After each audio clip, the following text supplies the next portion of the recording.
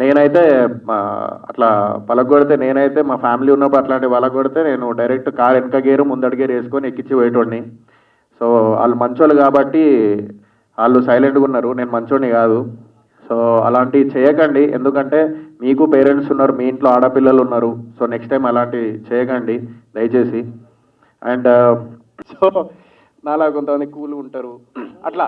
So అందరు ఒకేలా ఉండరు, ఫీలింగ్స్ అనేటి అందరిది ఒకేలా ఉండాలని లేదు. సో ఈవెన్ నేను అదే చెప్పిన, అమర్దీప్ నాకు పర్సనల్గా తెలుసు యాక్చువల్లీ. సో అందుకే పర్సనల్గా పాపవాడు చాలా మంచోడాడు, చాలా మంచోడు. ఆడు ఎప్పుడు అట్లా చేయలేదు, ఆ లోపల ఎందుకు అట్లా ఏందో తెలియదు కానీ బయట అయితే అట్లా ఎప్పుడు లేడాడు. సో అందుకే నేను సపోర్ట్ చేసిన అంతే.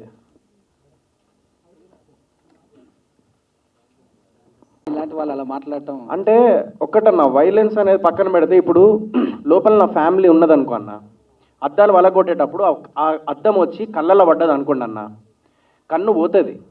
ఓకే, ఒకవేళ కూర్చొని నా ముఖం మీద ఏదైనా పడి నా ఫేస్ పోతుంది, అయిపోయింది, లైఫే పోయింది.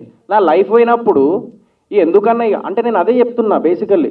సైలెంట్గా ఉంటే ఏమైపోతుంది అంటే ఇంకా రెచ్చిపోతారు నెక్స్ట్ టైం కూడా. ఇప్పుడు నెక్స్ట్ టైం కూడా మీరు ఆపలేరు, నెక్స్ట్ టైం మళ్ళీ రెచ్చిపోతారేమో, చెప్పలేము, బయట అదే అలవాటు అవుతుంది. It's not about the violence అన్న.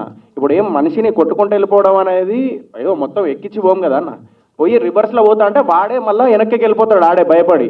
ఎందుకంటే వాడు నడుచుకుంటూ వచ్చేటోనికి అంత ఉంటే మనం కార్లు వేసి గేర్లు వేసి గట్టిగా గుద్దుతే ఎట్లుంటే అంటే గట్టిగా పోతే ఆడు ఎట్లుంటే ఉంటాడు ఆడ మనిషి, సైడ్కి వెళ్ళిపోతాడు.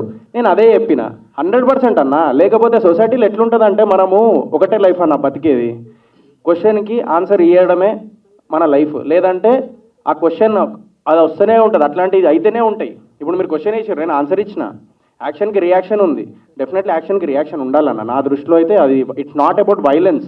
ఎదుటోడు వైలెన్స్ చేస్తూ ఉంటే నేను సైలెంట్గా కూర్చుంటే మనకు అలవాటు అవుతుంది, అది నెక్స్ట్ టైం చేస్తాడు. ఇప్పుడు ఎంతమందిని అని చెప్పేసి ఇది చేస్తారు. డెఫినెట్ నా ఫ్యామిలీ ఉంది, లేడీస్ ఉన్నారు, నాకు నా పేరెంట్స్ కంటే నా ఫ్యామిలీస్ కంటే ఎక్కువ ఎవరు కాదు. ఆ టైంలో నాకు ఎవ్వడు కనబడాడు, కానీ చెప్తా నేను. అదన్నా నేను చెప్పేది. అంటే వాళ్ళకి మీకు తేడా ఉందన్న, తేడా మంచికి మంచి చెడుకు చెడు ఏం చేయలేమన్న. ఇక సొసైటీ అట్లనే ఉన్నది, యాక్సెప్ట్ చేద్దాం కదా సార్. అన్న చట్టాన్ని చేతిలోకి తీసుకున్నట్టు చట్టం మీరు అంటే ఇప్పుడు ఒక్కటన్న, ఆ టైంలో అద్దం వలిగి నా ముఖం మీద వచ్చే లోపు చట్టం కోసం నేను వెయిట్ చేయలేను కదా అన్న. పోయిన తర్వాత ఒకవేళ ఒకడు వచ్చి కత్తితో పొడిచిండన్న, పొడిచిన తర్వాత ఒక్క నిమిషం నాకు చట్టం ఉన్నది, ఒక్క నిమిషం నేను పోతా అని చెప్పేసి అంటే ఎట్లుంటుంది అన్న. సో రివర్స్లో 100% అప్పుడు ప్రాణాలు కాపాడుకోవడానికి డెఫినెట్లీ మనము రివర్స్ అవ్వాలి. అలా అని చెప్పేసి నేను ఇంకా గలీజ్గా చెప్పట్లేదు, నేను బెదిరిద్దాము అని అంటున్నా, నేను భయపట్టియాలి వాళ్ళని. కత్తికి కత్తి సమాధానం అంటారా? కత్తికి కత్తి సమాధానం అంటారు. కత్తితో ఎందుకు పొడితే దొబ్బేస్తాం మనం, మళ్ళీ ఎందుకు పొడుస్తాం మనం అట్లా. ఈరోజు ఆ స్థితిలో లేడు, మీరే చేసిరంతా గుర్తుపెట్టుకోండి. ఇదే చెప్పిన నేను నా మాటలు కఠినంగా ఉండొచ్చు, కానీ నేను ఒకటే కోరుకున్నా, అరే హెల్దీగా వెళ్ళిపోవాలి, మంచిగా హ్యాపీగా ఎంజాయ్ చేసుకుంటూ ఉండాలి అని చెప్పేసి. ఇలా అటాక్ చేయడం వల్ల, ఇలా చేయడం వల్ల, అలా చేయడం వల్ల ఏమొచ్చింది పాపం. వాడు ఈరోజు అంత కష్టపడినందుకు ఫలితం వచ్చిన తర్వాత కూడా వాడు ఎంజాయ్ చేయలేకపోతున్నాడు. వాడు కేవలం మీ వల్ల.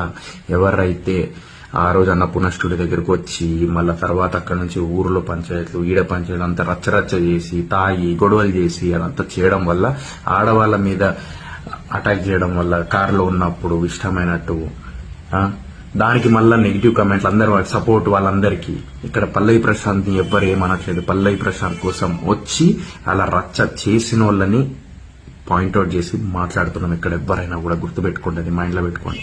పల్లవి ప్రశాంత్ కష్టాన్ని అనలేదు, పల్లవి ప్రశాంత్ గేమ్ అనలేదు, పల్లవి ప్రశాంత్ అనే వ్యక్తిని అనలేదు. పల్లవి ప్రశాంత్ కోసం వచ్చిన వాళ్ళని మాత్రమే నేనన్నాను.